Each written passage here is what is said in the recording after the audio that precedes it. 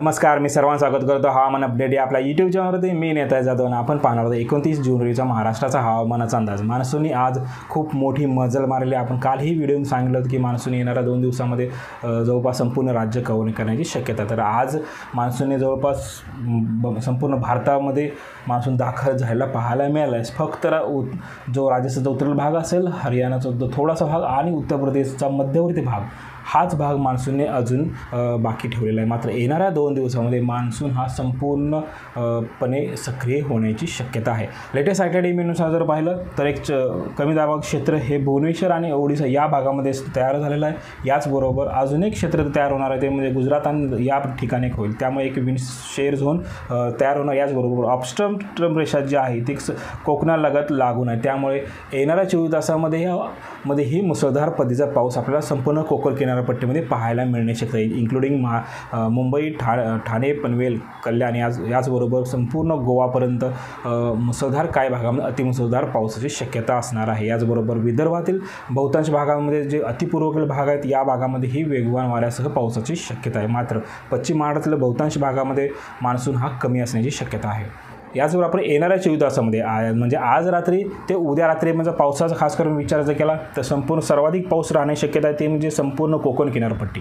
याच्यामध्ये ठाणे, पनवेल, कल्याण, भिवंडी, वसई, याचबरोबर अलिबाग, रोहा, म्हाळसा, पेण, मंडणगड, देवगड, मालवण, वेंगुर्लापर्यंत हा संपूर्ण किनारपट्टीला अतिजोरदार पावसाची शक्यता आहे. याचबरोबर जो पूर्वेकडील भाग आहे, राजापूर, रांजा, देवरुख, खेड, पोलादपूर, महाड, याचबरोबर पाली, खालापूर, मुरबाड, शहापूर, जव्हार, मोखाड, हा जो घाटमाथ्याचा भाग आहे या भागामध्ये मध्यम व काही भागामध्ये जोरदार सरीही पाहायला मिळू शकतात. याचबरोबर पश्चिम महाराष्ट्राचा विचार केला तर संपूर्ण घाटमाथ्यामध्ये पावसाची शक्यता जास्त राहणार आहे. एक दमदार पाऊसही त्या ठिकाणी आहे. काही भागामध्ये हलक्या व मध्यम सरी पाहायला मिळू शकतात. याचबरोबर कोल्हापूरचं जर पाहिलं तर कोल्हापूरचा जो घाटमाथ्याचा भाग आहे या भागामध्ये हलका सरी व हातकणंगले, शिरोळ या भागामध्ये ड्राय वेदर राहण्याची शक्यता. सांगलीचा विचार केला, सांगलीमध्ये शक्यता करून ड्राय वेदर राहणार आहे.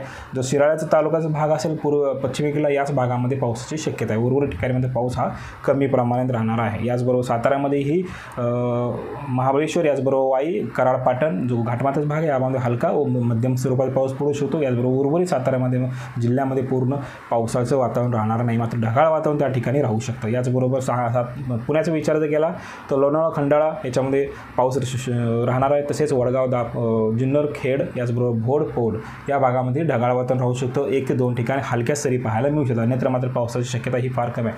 याचबरोबर नगरचा जर विचार जर केला तर अकोले, संगमनेर, श्रीरामपूर, कोपरगाव उत्तरेकडील भाग असेल या भागामध्ये ढगाळ वातावरण, 1-2 ठिकाणी लाईट रेन पडण्याची शक्यता. याचबरोबर पाथर्डी, शेवगाव, नेवासा या भागामध्ये ढगाळ वातावरण राहू शकतं व 1 ते 2च ठिकाणी जास्त पावसाची शक्यता नाही, मात्र हलका पाऊस त्या ठिकाणी पाहायला मिळतो. त्याचबरोबर जो दक्षिण भाग असेल या ठिकाणी मात्र ड्राय वेदर राहण्याची शक्यता. सोलापूरचं जर पाहिलं तर मंगळवेढा आणि करमाळा 1 ते 2 ठिकाणी हलक्या स्वरूपात पावसाची शक्यता. उर्वरित संपूर्ण जिल्ह्यामध्ये मात्र ड्राय वेदर राहणार. याचबरोबर आपण मराठवाड्याचा जर विचार जर केला तर मराठवाड्यामधील लातूर, अहमदपूर, उदगीर, लातूर, याचबरोबर बीडचं अंबेजोगाई या भागामध्ये 1 ते 2 ठिकाणी हलक्या स्वरूपात पाऊस पडू शकतो, जास्त जोरदार त्या ठिकाणीही नाही.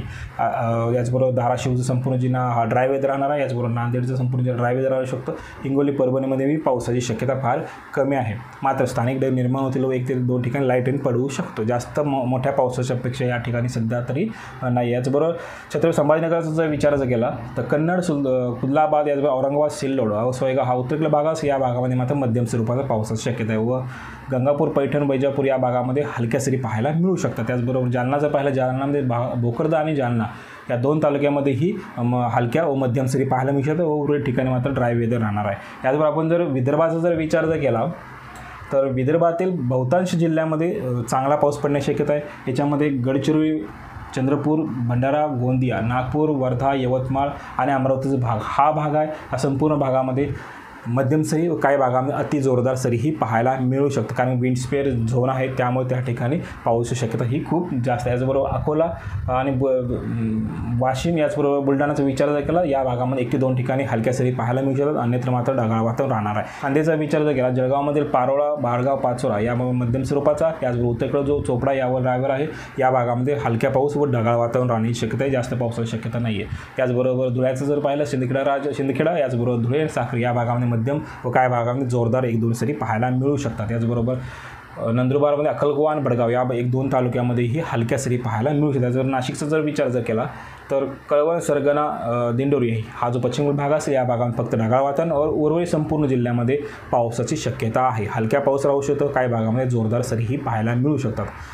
हे होतं उद्याचं हवामान अपडेट. जर आतापर्यंत हवामान अपडेट या यूट्यूब चॅनल सबस्क्राईब केलं नसेल कृपया सबस्क्राईब करा, बेल नक्की करा. धन्यवाद.